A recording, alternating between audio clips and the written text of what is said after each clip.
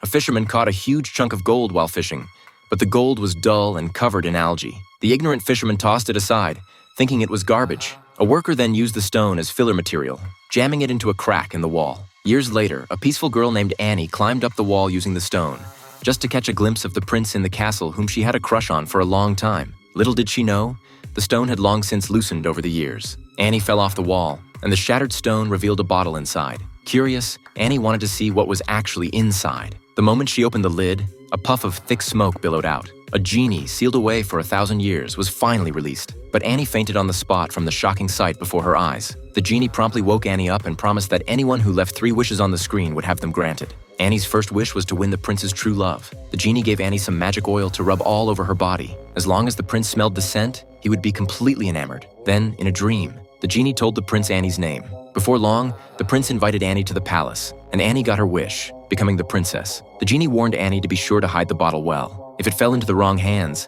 Annie's wishes would be transferred to someone else. Soon, Annie made her second wish. She wanted a child to solidify her position. But after Annie successfully got pregnant, she became incredibly ostentatious about it. This triggered the resentment of a newly enthroned queen. The new queen wanted her own son to take the throne, so she set a trap, making the old king believe the prince was secretly plotting to usurp the throne. The foolish king actually believed the queen's words. In the dead of night, the king summoned the prince to the military camp. Before the prince could even react, the ambushing guards took his life. The genie hurriedly informed the woman of the news that the prince had been murdered, anxiously urging Annie to quickly make her third wish. If Annie didn't complete her 3 wishes before the king killed her, the genie would be sealed back in the lightless bottle again. But Annie didn't believe the prince had been killed. She went to find the prince directly to verify everything, but unexpectedly, she was captured by soldiers who had rushed over. Before Annie could even struggle, she was tied up and tossed into the sea. By the time the genie fished Annie out, she was already a corpse. And because Annie hadn't made her third wish, the genie was sealed back in the bottle again.